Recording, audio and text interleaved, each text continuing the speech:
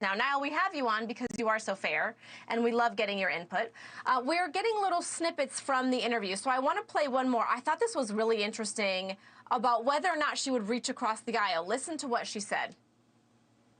Will you appoint a Republican to your cabinet? Yes, I would.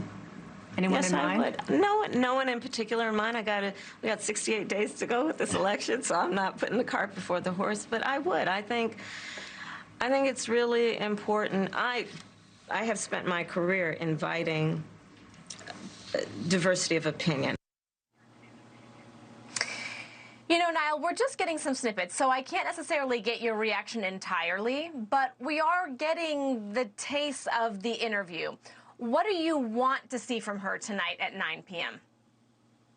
Well, I think one of the things is, can she stand up to more adversarial questioning? The actual broad argument about her not having submitted to an interview so far is the idea that she's dodging scrutiny. So convention speeches are all very well, campaign events, TV ads, that's all fine. But how can you defend your position when you're put under pressure?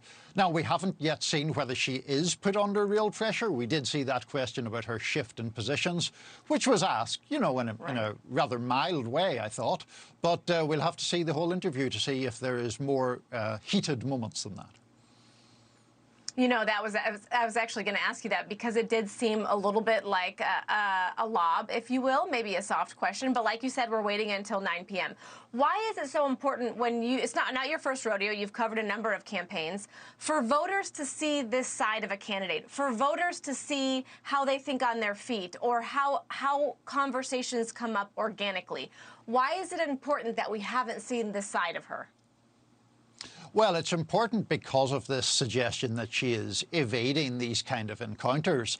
And just on a very basic level, voters have an entirely understandable and valid desire to probe candidates, to test candidates, not to just take them at their word or take the best foot that they choose to put forward in their own campaign materials. So I think in that respect, it is important to see a candidate being able to articulate her or his positions and to be able to defend those positions. And that's what we haven't seen so far from Vice President Harris.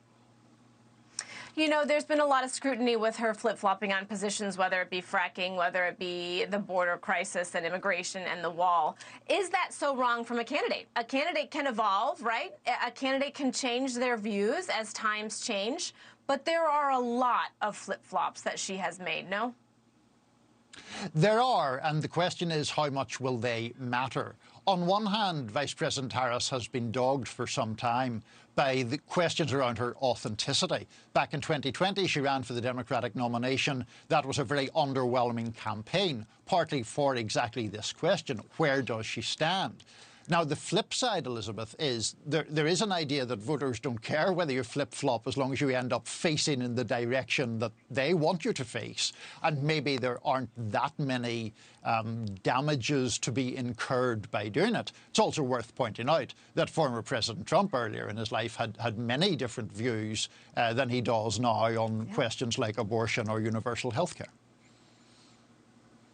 You know, there's been a little bit of scrutiny when she comes with her themes of starting anew, bringing change, and people pause and say, well, you're part of the current administration. Are we forgetting that? Is she doing damage by distancing herself from what President Biden has accomplished in the past?